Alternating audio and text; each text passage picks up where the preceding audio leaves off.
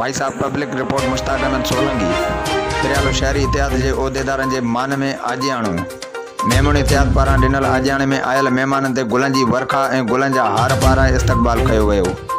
महिमान ख़ासि शहरी इतिहाद के सरपरस्त आला गुलाम शबीर नुआणी सदर आरिफ खान मर ऐं ॿियनि ख़िताब कंदे चयो त शहर जी तरक़ी ऐं भलाई लाइ भरपूर कोशिशूं वरतियूं वेंदियूं ऐं मज़लूम तबिके जो साथ ॾिनो वेंदो। उन मौक़े ते मेमून इतिहाद के अॻुवाणनि मोहम्मद इब्राहिम मेमून डॉक्टर अब्दुल कदीर मेमून ॻाल्हाईंदे चयो त शहरी इतिहाद के अॻुवाणनि